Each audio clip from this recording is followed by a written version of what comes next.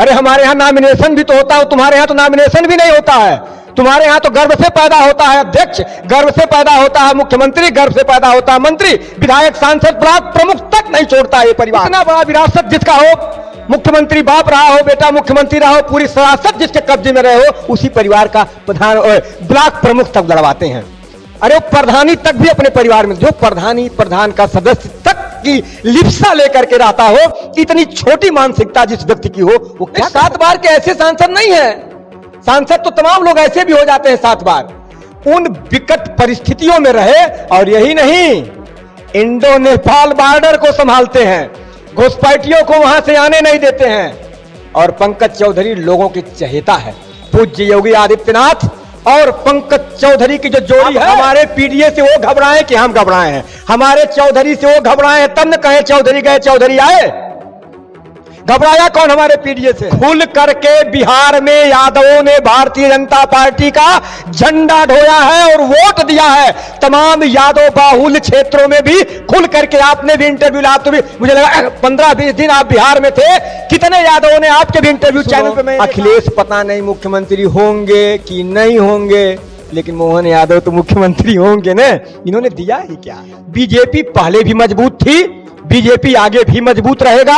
यह हमारी चुनाव की प्रक्रिया है। हम चुनाव करते हैं, किसी न किसी को अध्यक्ष बनाना है। पंकज चौधरी, हम किसी चुनावी समीकरण को लेकर के नहीं बनाते। की जुबान बंद हो जानी चाहिए। जब नितिन नवीन जी को राष्ट्रीय कार्यकारी अध्यक्ष बनाया गया, वो किस समीकरण में फिट बैठते हैं आप बताइए?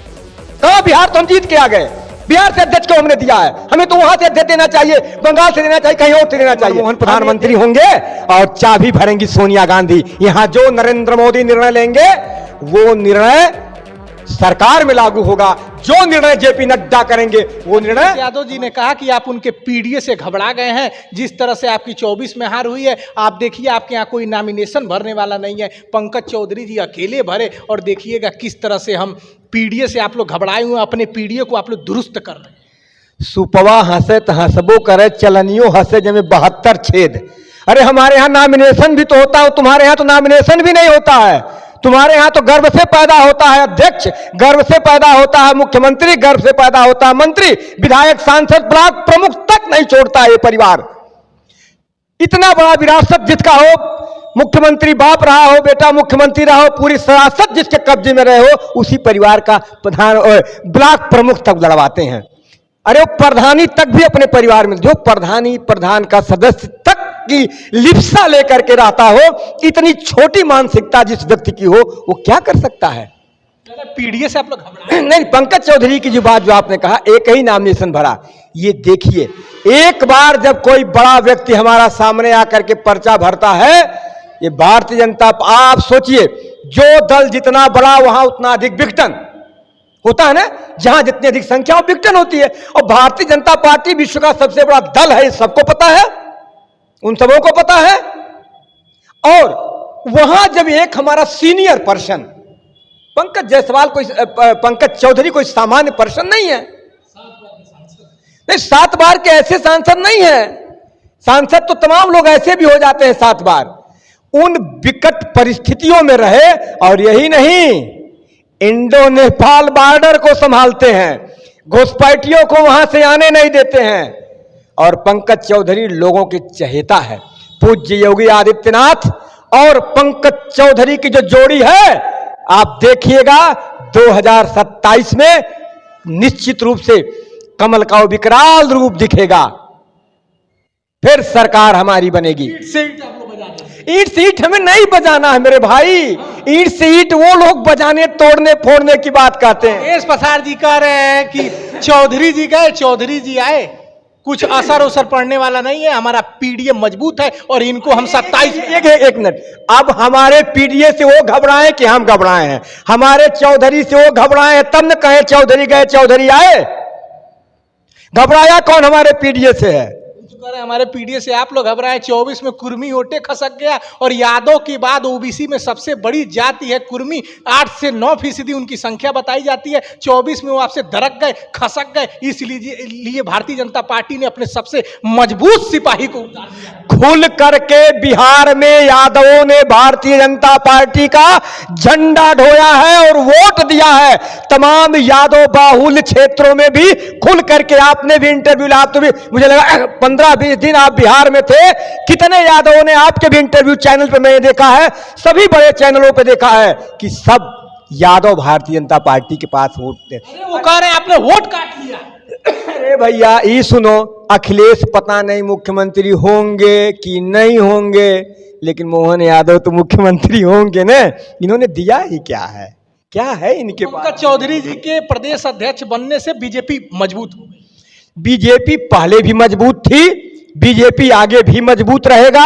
ये हमारी चुनाव की प्रक्रिया है, हम चुनाव करते हैं, किसी न किसी को अध्यक्ष बनाना है।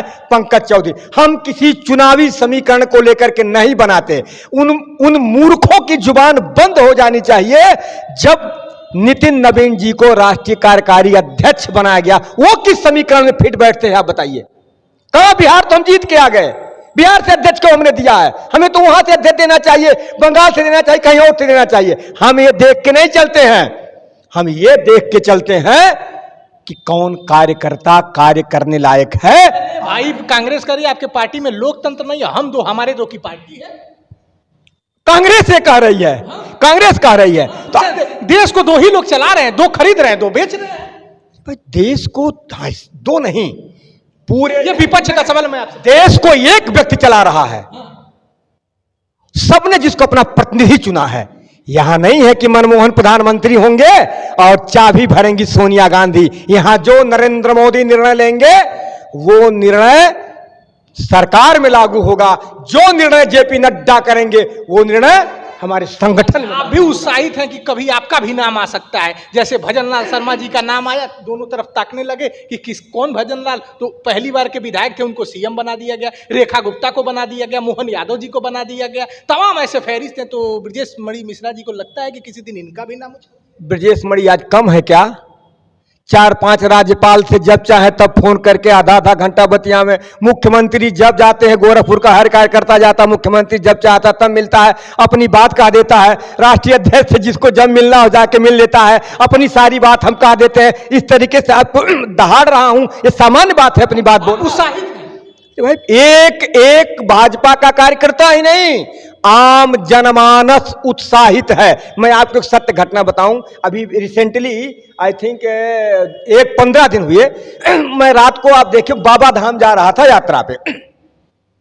बाबा धाम के पहले ही बिहार का जो लास्ट बॉर्डर था झारखंड का, एक दुकान पे चाय पीने के ड्राइवर को कहा चाय पी लो, तुम नींद न आवे उसको, चाय पी रहा था।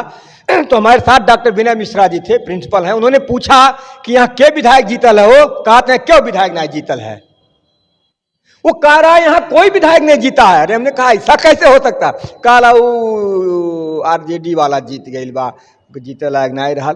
मतलब आम जनता में ये है कि अगर आरजेडी जीता तो विधायक है ही नहीं, जो हारा उसकी प्रशंसा बता रहा है वहां पे।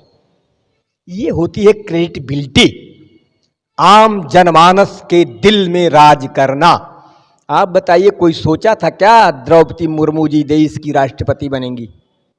ठीक कांग्रेस सरकार की मद्दा कि किसी उस बिटिया को जो गरीबी में पली हो, जो साइकिल से चली हो, जो बच्चों का अपने पालन 1-1 रुपए के लिए मोहताज रह के की हो, आज देश की सबसे बड़ी कुर्सी पे बैठती है, जिनको सजदा करने के लिए, प्रणाम करने के लिए नरेंद्र मोदी जी भी खड़े रहते हैं, जो विश्व के सर्वमान्य नेता हैं। ये ब्रजेश जी थे, हम पूछते पूछते नहीं थकेंगे, ये बोलते बोलते नहीं थकेंगे। हम SIR से चले थे, बिहार पे आए, बिहार से तमाम वो मुद्दे थे जिस पे हमने बातचीत की। पंकज चौधरी जी प्रदेश के अध्यक्ष बनाए गए हैं, सूबे के सबसे बड़े राज्य के वो प्रदेश अध्यक्ष बनाए गए हैं, पार्षद से पार्लियामेंट तक का उनका सफर है, कुर्मी के सबसे बड़े नेता ये माने जाते हैं। तो भारतीय जनता पार्टी जो 24/7 मतलब 365 दिन चुनावी मूड में रहती है, तो भारतीय जनता पार्टी पार्टी का कहना है कि जो संविधान का मुद्दा था, आरक्षण का मुद्दा था, कांट की हांडी बार बार नहीं चढ़ेगी, हमने सब कुछ दुरुस्त कर लिया है। इस समय जोरदार तरीके से बैटिंग भारतीय जनता पार्टी कर रही है और विपक्ष का कहना है कि बैटिंग क्यों ना करे, एक बार ईवीएम हटाकर देख लीजिए, बैलेट से चुनाव करिए, हम ईंट से ईंट बजा देंगे। अभी भी